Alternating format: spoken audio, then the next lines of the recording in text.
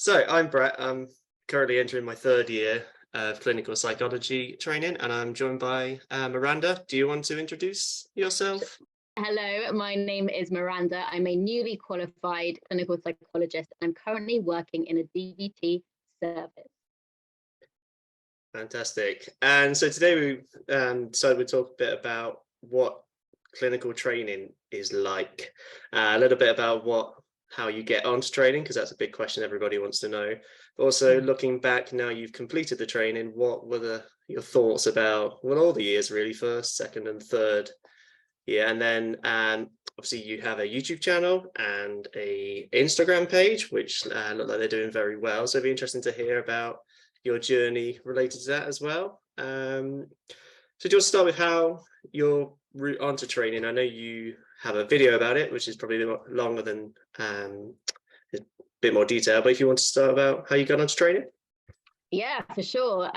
So I graduated from my undergrad and then just had, I don't know, a crisis. I want to say, didn't really know where to go, what direction to go. It seemed like everyone had a lot more knowledge about like the psychology routes than I did at the time, because I knew nothing. Like I knew nothing about like the PWP routes and all the other avenues that are a lot more established now. So I took a bit of a wayward path. I did a year in recruitment, which was random, totally different, completely not aligned with what I'm good at all. I left that and then got a job working in a school for children with autism. And then from there got my first assistant position. And that was the assistant position that I carried on for like 3 years before I got accepted onto training, where I did a mixture of working within residential care homes for girls, working with autistic children, and doing medico-legal work. So with families who are going through the care proceedings process. So it was a nice, very little role.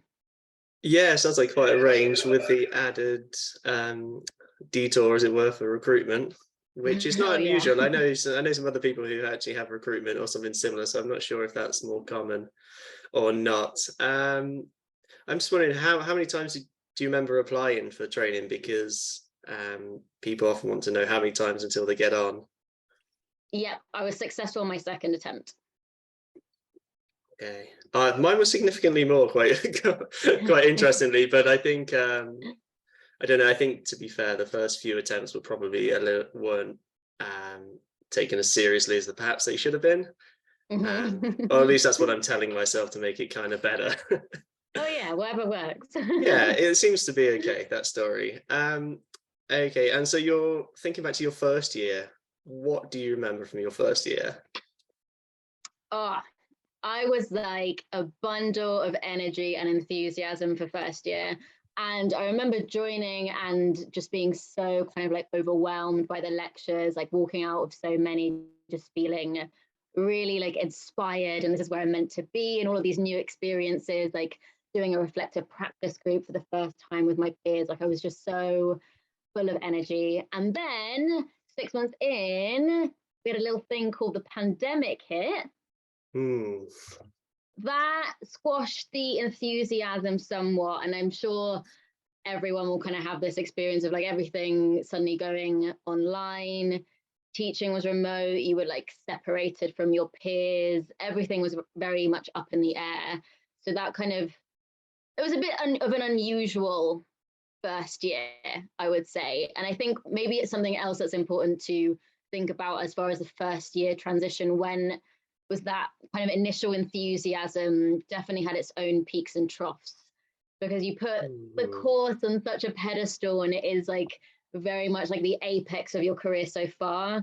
I think it's very easy to have like a bit of a slump in that when not all of your expectations are met and you're not kind of in this state of academic kind of excitement all the time.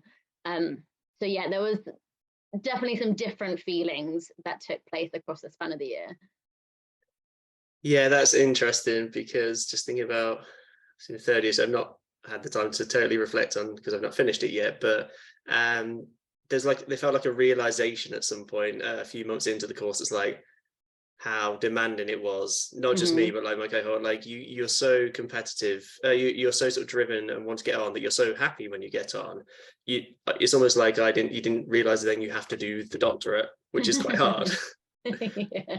Yeah, so that sounds similar, and yeah, sort of a realization of the demands of the course definitely good. And so you were a different, obviously, year to me, but about the pandemic. So I was interviewed online and started Mm. online, which Mm-hmm. definitely had an impact on like the formation of the cohort, I think, Yeah, but because we never even had that initial sense. It sounds like at least you had that first bit to bond with your yeah, and I cohort. have to say I do really sympathize with the year that came below me, because I think just having those 6 months of normality was really crucial. Just like you say, like in terms of making bonds with people, I mean, I find it hard generally, and like doing it over screens must have been yeah, a very different experience. So you have my sympathies for sure. Yeah, yeah, it definitely was a new thing. Obviously, everyone was going through it, which I suppose is that commonality, like in the wider society. But um, because our course definitely made a big kind of pitch about the importance of your cohort and Mm. being together and spending time together, and then Mm-hmm. we weren't for no fault of our own. But so I think Yeah, it definitely had an impact. I don't know what that impact was because we've got nothing to directly nothing to compare it to, compare it but to. but Mm. yeah, definitely Zoom fatigue and everything else was definitely real in that first year. And the unpredictability about the lockdowns, I think, as well, which everyone would have had to. I don't know what your placements were like in the first year. Were they all online, mixture? So first year, the second one, which was my child placement, was all online, and then yeah, by the time I got into my second year, placements 3 and 4 were in person, but that was like that varied a lot with my cohort. Some people still did remote. Yeah, that sounds sort of similar, I think, to my cohort. And you were saying about your energy and enthusiasm at the start of year one. You said somewhere, I think in one of your other videos, about it's a marathon, not a sprint, which we were explicitly told on our course, but I think I definitely ignored that. And sounds like maybe you did too at the start, sort of. Yeah, that's that. Yeah, I am quite gung ho with things though. Like I'm a Yeah. person of extremes. So I'm like, I'm all into this. I love it, and then I'm like, I hate it. So yeah, no, I think that particular bit of advice went straight over my head, and I think it is just a very intensive experience in a way that you can't really compare to other points of your academic career, in my opinion. Just kind of like the level of evaluation and kind of having to juggle so many different hats. Like it's not just the academic side and the lectures and the writing element, but you've got research, you've got your clinical skills, and so there was so much more to juggle that I don't think I can completely. Yeah, I didn't really appreciate the full extent of the challenge. I think. Yeah, I think I can definitely relate to that as well. It's yeah, just the amount of things almost you have to keep on top of Mm-mm. is much more than I think you ever have to as an assistant. Even if you're doing a lot in a clinic, you still have that supervisor and all the rest of it. I think as well, my sense in my training was that people were still almost in a competitive mode when they started, Mm-hmm. because the course is really competitive to get onto, and then it sort of took a little while to realize it you're not like in direct competition with each other anymore. I don't know if that Mm. sort of, you felt that or noticed that. It was interesting that you say that. Actually, one of the course team said something along those lines, which I really remember. He was like, everyone who's got here is competitive in nature because it's very competitive to get on. So don't kid yourself that those feelings will just like naturally go away, and just like take notice of where those feelings are being directed. And I think it was true. There's like also I think just like the competition with yourself of like having to like strive and to be like the best of the best, like that takes a while to readjust, because there's room to readjust that because the standards aren't so high in a way. Like I think with your masters and your undergrad qualifications, that you get rewarded for kind of getting into the top, like whatever percentile, or getting a first or Mm, distinction. There's nothing like that on the doctorate. So it's like, why overexert yourself in that way? Like, I think there's a lot of like unlearning to do as far as how you engage with the academic component of the course. Yeah, yeah, I agree with that. I think I've been told this as well in our course, but on your video you talk about the concept of like good enough. And it kind of seems a bit like a strange concept at the start of training, but actually I feel like you have to consider it for how you're training. Otherwise, it feels like it's in a really strange position to be. Otherwise, if you don't sort of just realize good enough is good enough. Oh, you will completely shoot yourself in the foot if you don't become intimately acquainted with that concept. Like I think like second year, like there was a lot of stuff going on for me with the course in my life, like that, and I really had to be like, good enough is good enough, and that's all I'm going to deliver. And it was fine. I delivered that. No one said a thing. It was not like no one thinks like, oh, this is below your usual standard. It's absolutely fine. I coasted through that part of the course, and then I came back, swinging for third year. But it's like, I think everyone's going to have like a moment in time during their training where they're really going to have to like knuckle down with that idea. Yeah, yeah, I agree. And I think about clinical work as well can often be, I think with like report writing, it can come in and you want there to be this perfect kind of almost essay type thing. And I think also when you, for some of my if you've done something you feel you could have done better at, I think it's really an interesting experience about how you expect certain responses from when you've not done good enough. Obviously, probably learn throughout your life without getting into sort of therapy session around it. But, you expect people to respond to you in a certain way, and when it doesn't, it's like that's quite a useful but interesting learning experience as Good well. bit of learning for sure.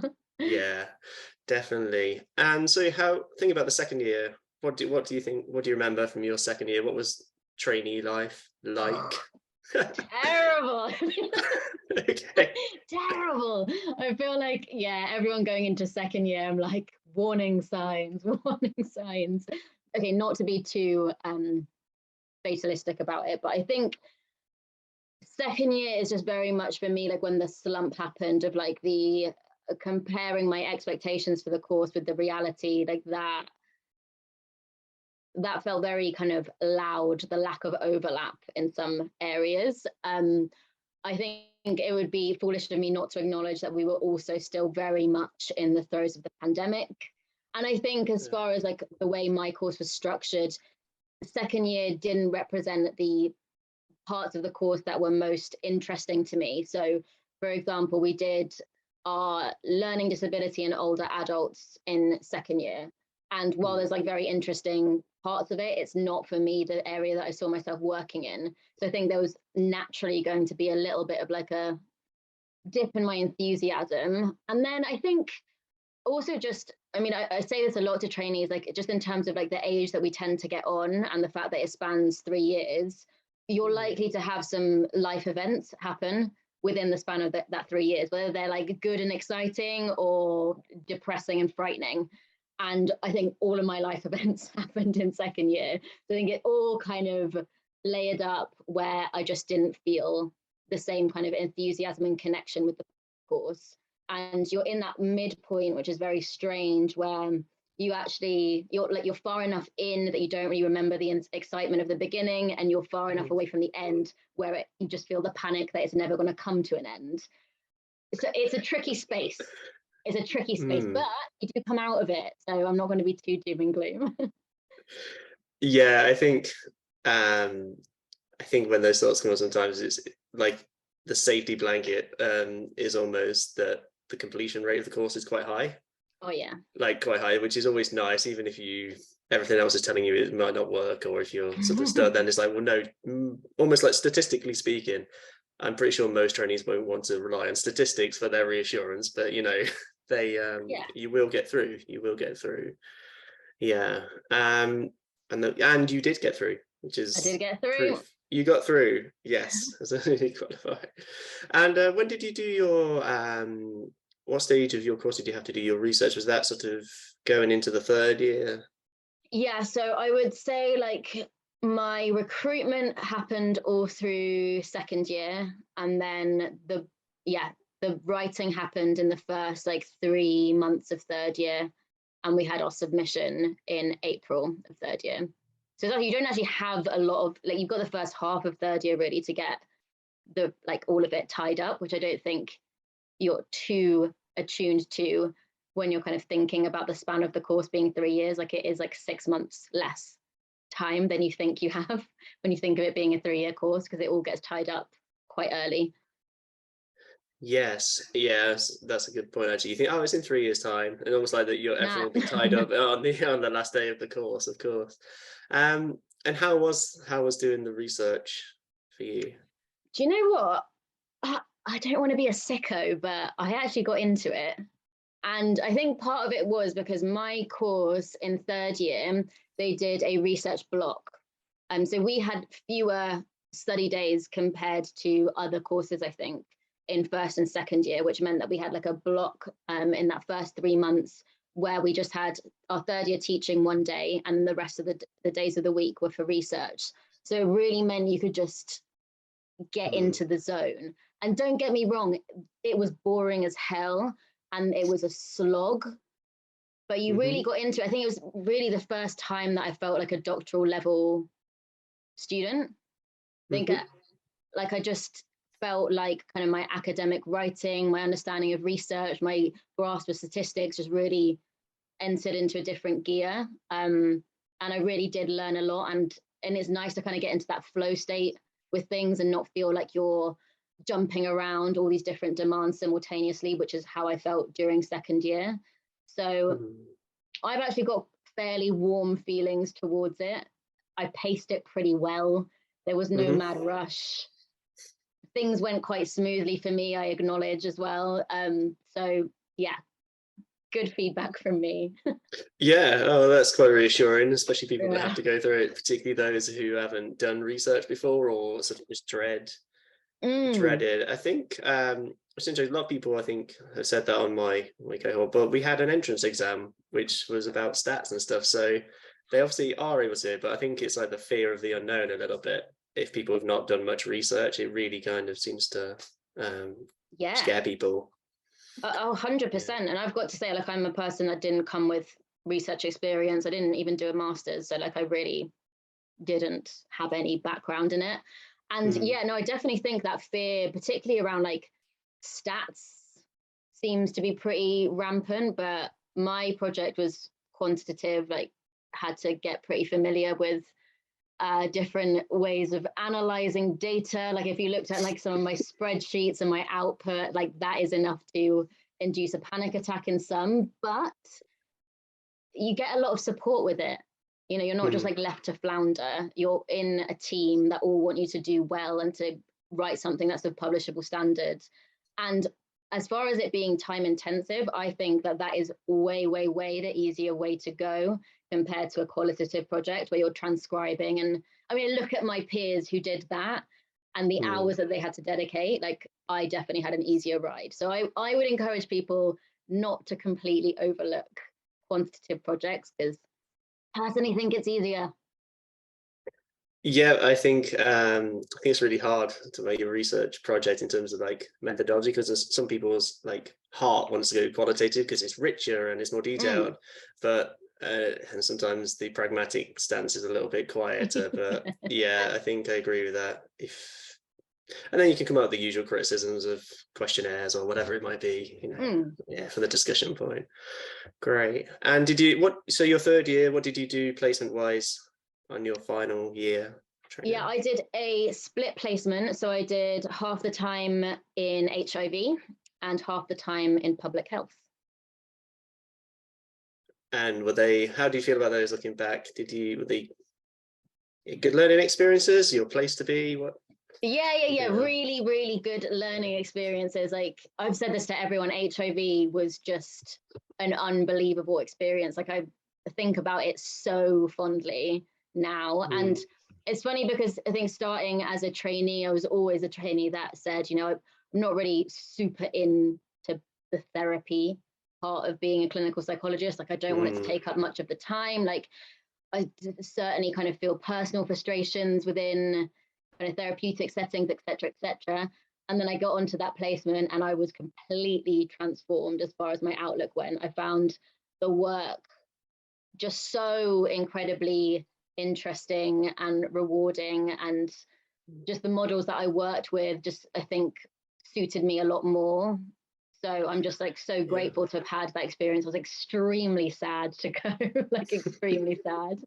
And then as far as public health goes, that was always one that I had in my mind, is like, I'd love to go there and see what it's about. Because I mean, psychologists interestingly don't really have much of a presence as far as public health settings go. So I really wanted to kind of get a feel of that environment. I'm glad I did it, but I think actually being in it, I've realized it's not for me. So I don't think it was a wasted endeavor, because I think that would have always been on my mind had I not experienced it. But come away being like, I respect it, but I don't think I want to go back. Yeah, definitely a good time to do it during Exactly. training. Yeah.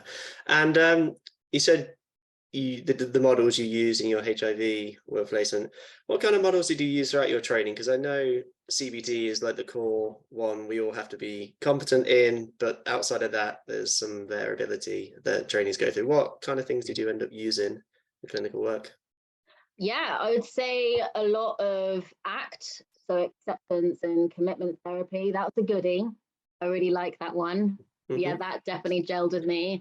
And then in my third year placement, I did some cases using psychodynamic interpersonal therapy, so HIP, which was really cool, a very, very different feel from any other models that I'd used. I used some little smatterings of narrative approaches and some CATS informed work.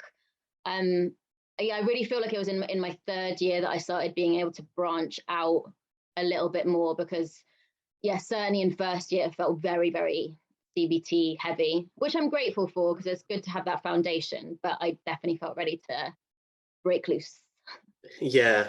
Yeah, it sounds sort of similar in terms of the models, but my first year was totally different. It was like all of the models at once in a way, because I was looking into different CMHTs, and it was sort of a bit more sort of integrative kind of way. So as a first year, having come from somewhere prior to training that was pure CBT, it was quite a shift. CAT was something I used quite a lot, and I feel like it took a lot for me to get my head around CAT, like cognitive analytic therapy. But then once I did, it was really helpful. I don't know how you found learning about that approach. Yeah, it was, I mean, it's fascinating. And actually my year paid to have some additional kind of training in it. So we got like an extra 2-day workshop from the lady who taught us, who was, oh, she's just amazing. It's ridiculous. Like that she, I don't know, because I think there's a lot to get your head around with CAT. It feels like quite a sophisticated approach, to be honest. And so I would say like the work that I did, CAT informed, is probably as far as I could take it. I think like thinking about like reciprocal roles and dynamics and kind of how things map out, that's kind of like how far I took it as far as it being capped. Yeah, I think I did the model as it's meant to be a huge disservice, but even being able to take like elements of it was really helpful. And I think people responded to it very well. Yeah, I'm glad I'm not the only one that kind of took a while to get head around. And likewise, I think once I got going a bit more, they like people found it quite useful. Hopefully, Yeah. and hopefully they did felt that way. And it's good that you had CAT training. We had some different options. I think I'm in the middle of like EMDR training, which is interesting. Cool. It seems to divide people a lot in terms of professions. It's either great or it's sort of pseudo-y, science-y. I don't really know. That's the feeling I get, but that's quite interesting. So I'm looking forward to continuing that. And you use DBT now? Do you I use any use other DBT now. approaches? I am hardcore DBT babe now. Okay. And did you do DBT during? You didn't do it during your training? No, we had like a day workshop on it, and there was something about it that just really, I don't know, piqued my interest. And then as I was job searching, this particular job came up, and it was sort of in the area that I was looking for. And I just thought, could go for it. And it's interesting because like I've started the job now, and I'm doing kind of the diploma training route. So I've done some like intensive training days and things, and I'm really vibing it for now. I mean, I always say like for now, because things can change at any time. But so far, I feel like it could be an interesting fit and an interesting model to work in. Great. Yeah, I've not had any sort of, we've had our teaching on DVT, but not sort of in placement. Obviously, there's little bits you kind of people mention because there's a lot of acronyms, I've been told, in DVT. So everyone like has their favorite acronym. So that's what I've heard. But be interesting to use that. The service that could have potentially used it. They use more like CAT and mentalization based therapy. Just a service choice. So I didn't get any kind of DVT there. But well, hopefully it continues to be good and enjoy it. Fingers crossed. Yeah. And looking back, your life as a trainee, now as a newly qualified, what would you, is there anything you think you would have done differently, or you really glad you did, or weren't expecting? Good question. I think not so much in terms of would have done differently. I just think, like, I'm so glad that there are more kind of open conversations happening amongst trainees now. I think particularly with people being on social media and there being so many kind of creative people around who create and produce art and videos or like very provocative tweets or whatever. Like it's, I think that you have a much more honest and authentic view of being a trainee now, more so than ever. And I think I would have liked to be able to kind of engage with people who are a bit further along than I was at the time, because I think it would have given me a more realistic view of what to expect. Because I think certainly in my second year slump, I was reading so much into it. I mean, I was like, is this the job for me? Can I wait this out? Have I completely gone down the wrong track? Like, these were some big thoughts and some big questions to be grappling with. And I think had I had more of the kind of content that's going around at the moment, I think I would have felt a bit more reassured in that feeling and knowing that that's part and parcel of the experience. And that is kind of part of the learning curve and discovering what kind of psychologist you want to be and what route you want to take. And I don't know, even like what kind of life you want to lead. So I would have been very grateful to have more of that if I were to do my time again. But I think, I don't know, I think I approached all of my placements with an open mind and open heart. And I really think that I got a lot out of each one, even if I didn't enjoy them all or wouldn't necessarily want to work in those environments with those groups necessarily. I think I was able to extract a learning or a lesson that I'm applying as a qualified now. And I think that shows kind of just how valuable the training experience was. Like it was really hard at points, but it's taught me so much and I am so grateful for the experience. Which is such a positive message for people just starting or just going through stuff. So that's nice to hear, because there are times where it gets sort of raises a lot of doubt for many reasons. So it's all going to be fine. Miranda got through it and loved it in retrospect. And so you can too. Fine as well. You spoke about content, which obviously you've produced yourself as well. You have YouTube videos and your illustrations on Instagram. Which I think you share on Twitter as well. And I saw one of your other videos, you were saying you started the YouTube channel basically out of trying to face fears around that. Yeah, so are there any of the reasons you started it? How's it going? Because you've got, is it 5,000, 3,000 subscribers? You have quite a few subscribers. Oh God, I try. I don't. Yeah. Which is yeah. I'm a very introverted person, so thinking about numbers makes me like hella anxious. So okay. something like that. So you're on 0 subscribers and everything's fine. Yeah. No one's watched anything. No one's watched anything. Yeah. So there are other reasons you started it as well beyond facing sort of fear. Yeah. So like the original thing that got it started was in my child placement. We did some like ACT focused supervision, and I had the opportunity to do the values card sort, where you essentially distill down to between 3 and 5 of your core values. And so like there was a question of like, okay, were there certain values that you felt were really important but didn't feature? And one of them was creativity for me. And I think like what it came down to, with some very skillful supervision by my supervisor at the time, was that I just find it very unbearable to put myself out there. And like when I first started it, the anxiety I would feel every time I uploaded something was like honestly close to intolerable. I'm really surprised I actually stuck with it for as long as I did.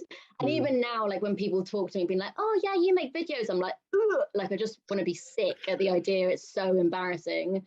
So that kind of coincided with getting an opportunity to feed into, I guess it was like an intro lecture for people who are aspiring psychologists and want to go down the clinical psychology route. I was asked to prepare like short little videos on different topics. And then, got a little nice response from it, got the ball rolling, and then I continued. And yeah, that's the story. And it seems like it's going well. Let's not talk about numbers, but it seems you're doing well. And are you still recording videos? Is it something you want to keep doing? It's been a bit neglected. It has been a bit neglected. I haven't done anything with it for a really long time. I do want to pick it up again. I think I just need to be clear, and I'm not 100% sure which direction I want to take it, because I think a lot of the stuff that I've made so far has been kind of thinking about supporting aspiring psychologists to get onto the course and giving a view of being a trainee, which I'm now out of. And also, I'm not sure I have that much more to say on that particular topic. So there's a lot of things that I want to talk about and things that I want to explore, but I'm just taking a moment to think how I'd like to tie it all together. But I will be back. Be back. Great. That's really interesting you're saying about it's, your anxiety and sort of the response you feel about putting out the videos.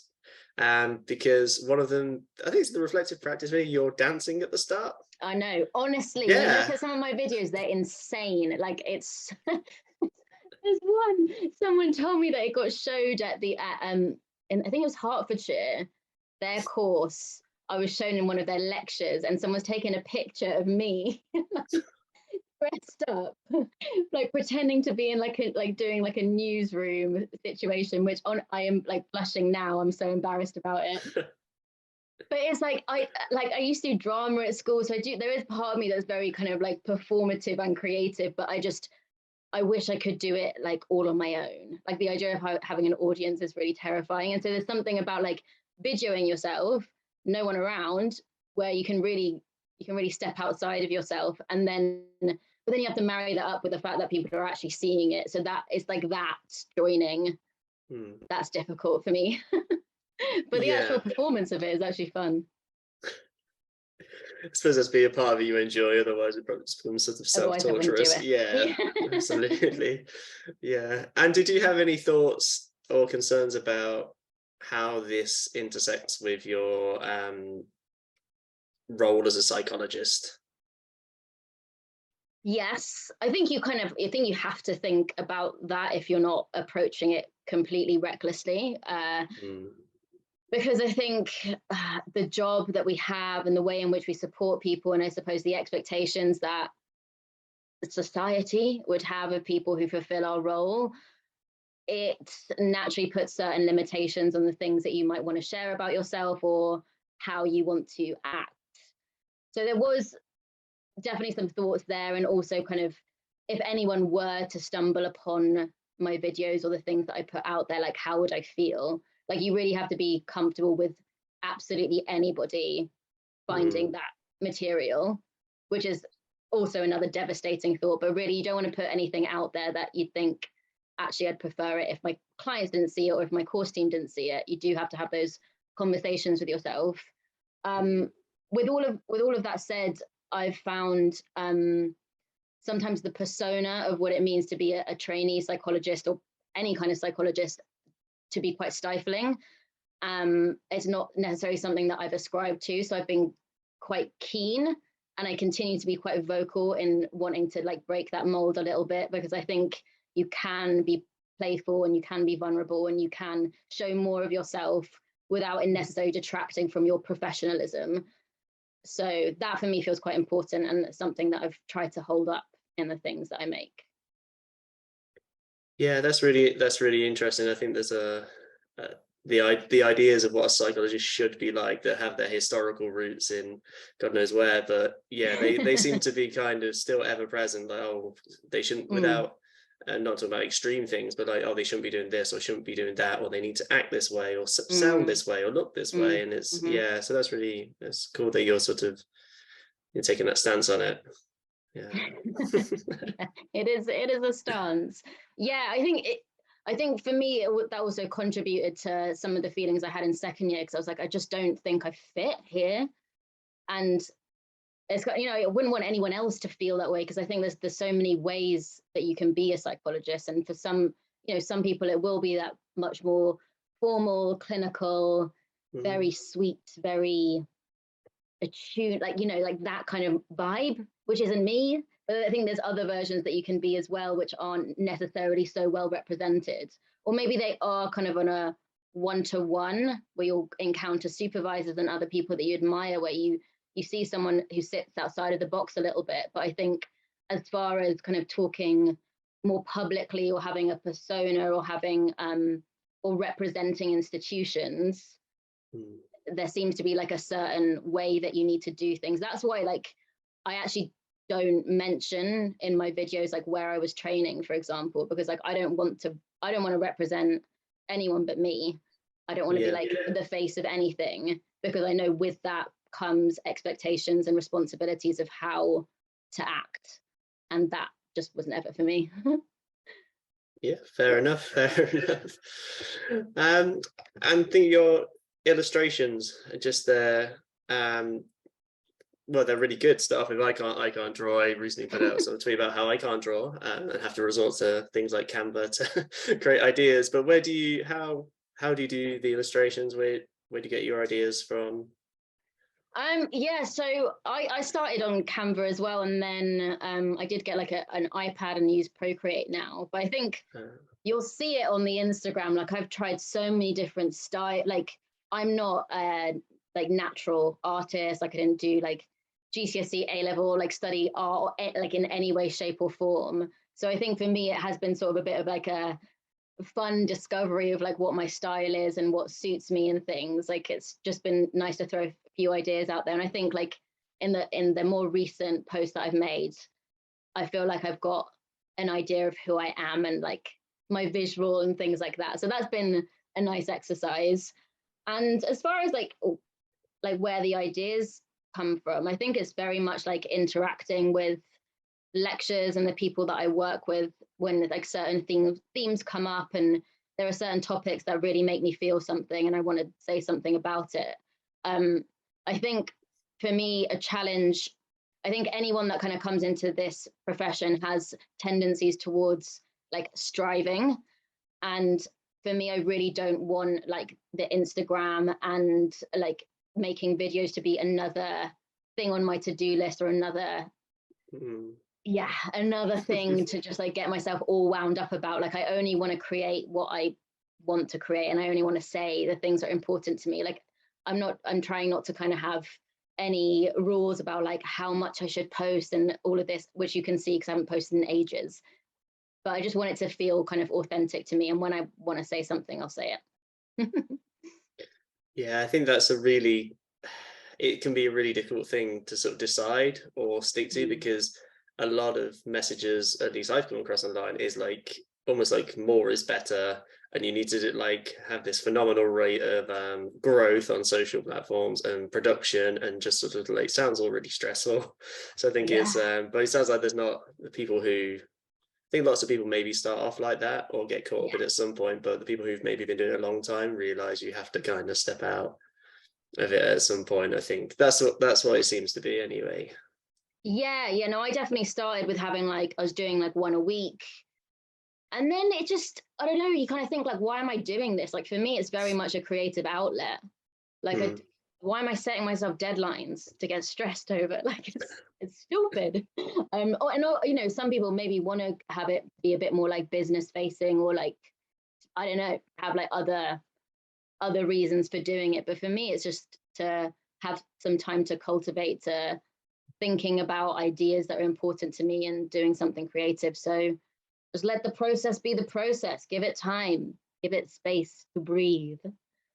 I think as someone who's not long started making YouTube videos, it's a good idea to make sure I try and stick to, because I think I've probably got enough to be doing with the doctorate. Never mind trying to do 3 videos a month or whatever figure you can pull out of thin air. Yeah, I'll try and keep that in mind. Okay, was there any final remarks around about being a trainee or trainee life or anything we've discussed? I just think it is one hell of an experience. Like I'm so happy to be out on the other end of it. I'm not going to lie.